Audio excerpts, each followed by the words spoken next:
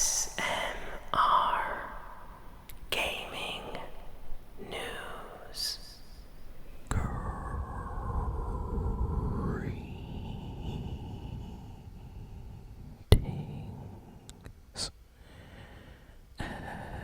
everyone,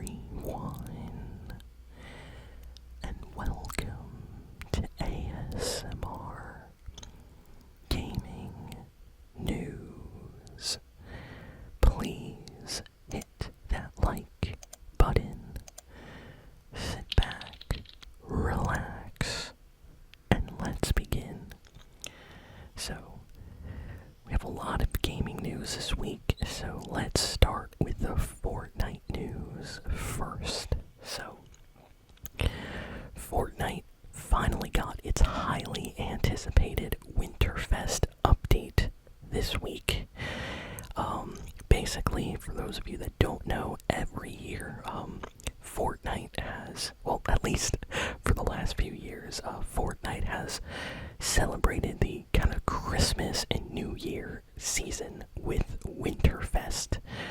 And during this period, Fortnite releases a lot of holiday-themed skins. The map changes, a lot of Christmas kind of weapons and things appear. There's presents that you can open and get rare weapons from.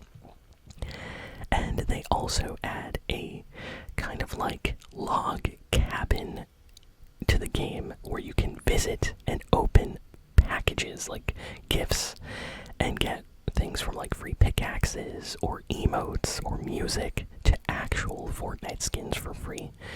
So for that reason, it has been always very, very popular. People that play Fortnite usually love this time of year. So this new one was very, very like hyped. We got a lot of leaks before the launch, and people were really anticipating the launch of this update. There were a lot of rumors that we would be getting Harry Potter skins and Sabrina Carpenter skins or even Hatsune Miku skins from the free Winterfest gifts. But in reality, now after the update came out, apparently the Sabrina Carpenter like Christmas skin and Miku are going to be item shop skins along with like Harry Potter and stuff. But the log cabin is giving away free skins. I won't spoil it right now. They're different skins, but they're still nice. And there are also a lot of other gifts for various cosmetic items in Fortnite, so you still get presents. Fortnite changed the way presents work this year.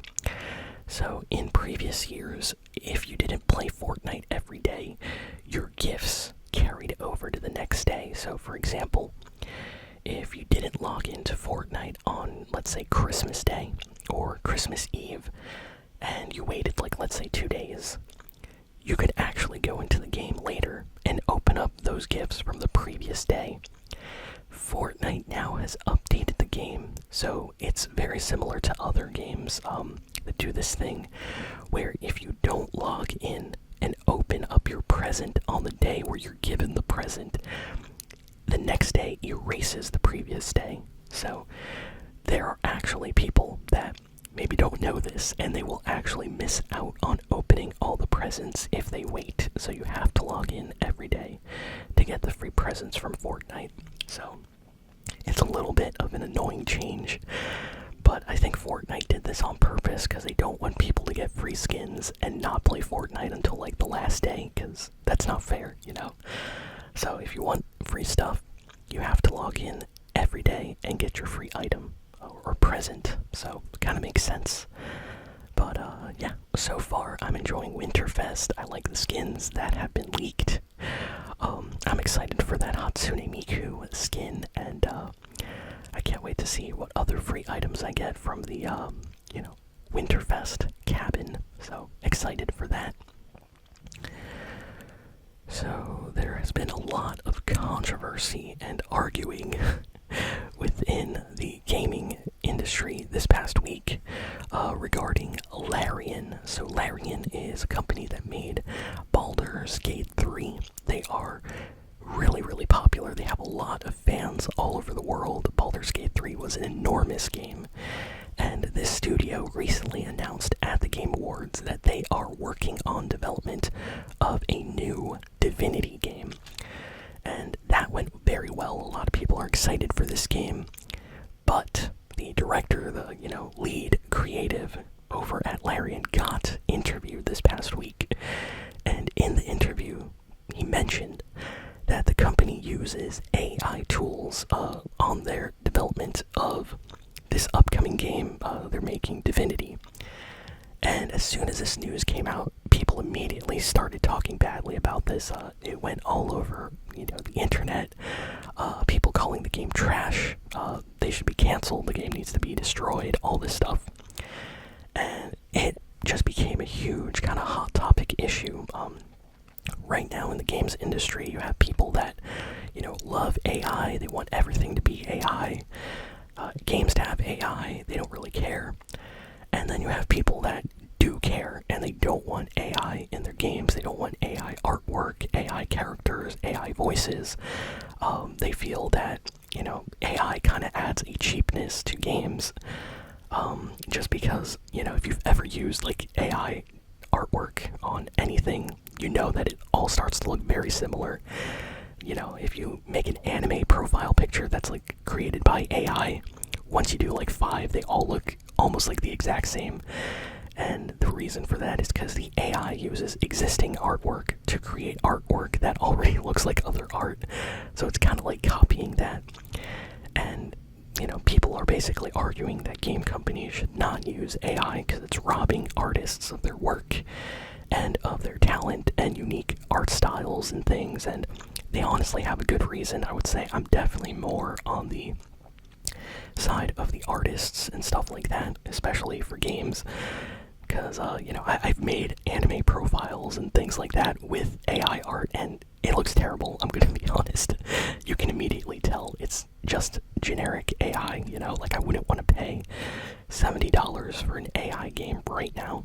But this got huge, so a lot of people were arguing about this so much that the lead on this new Divinity project over at Larian had to come out and clarify that they don't use AI artwork or things like that in their game, that they are only using AI tools in game development. So they're using it like Google a little bit, where they ask the AI for suggestions or questions on what they should do with character design or how, a region of the game can look, and the AI gives them examples or, suggestions.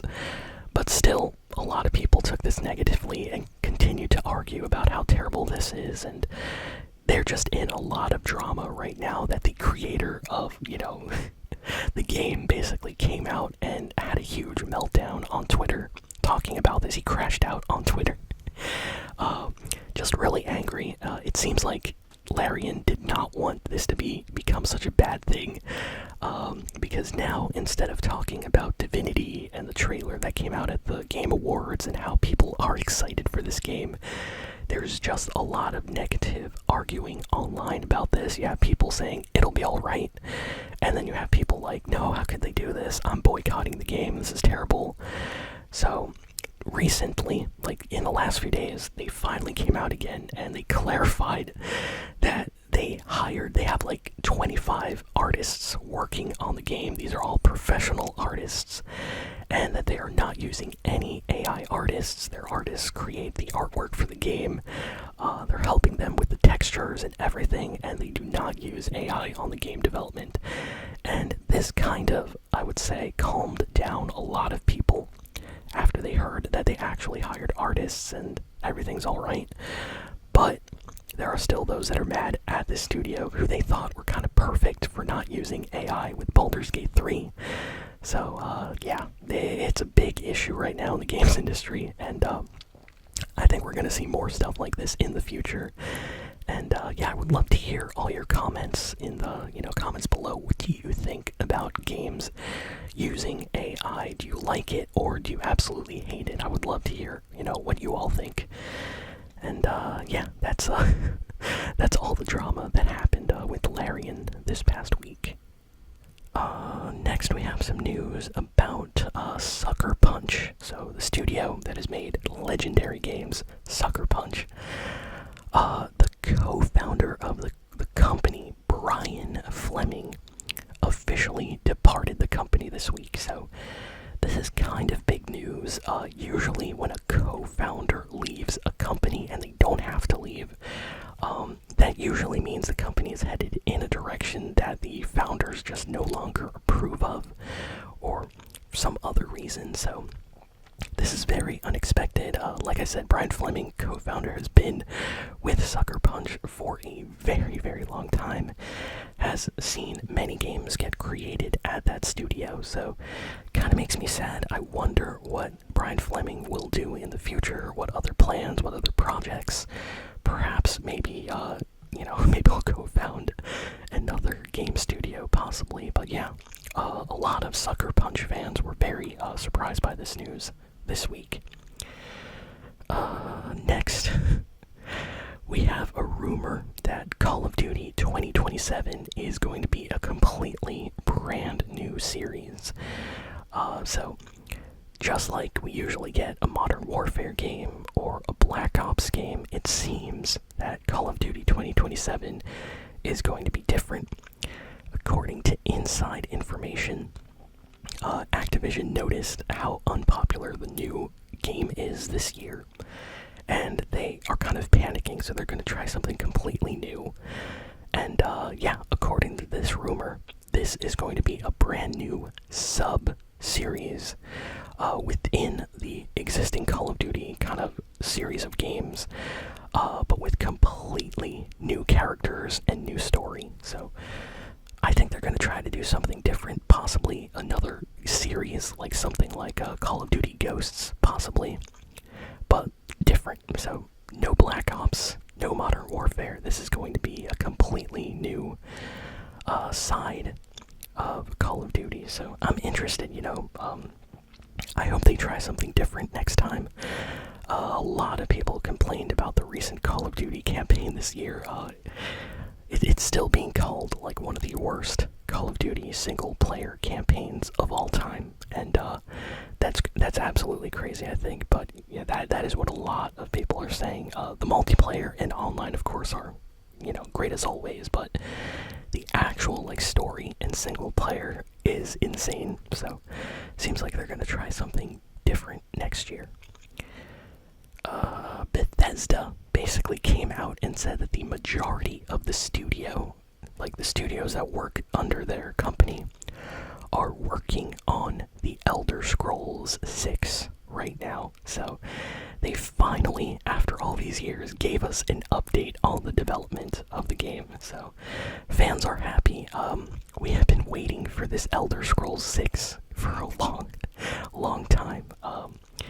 I remember when this game got announced at the Game Awards, and everybody was so excited. We only got some music and like artwork, and that was it.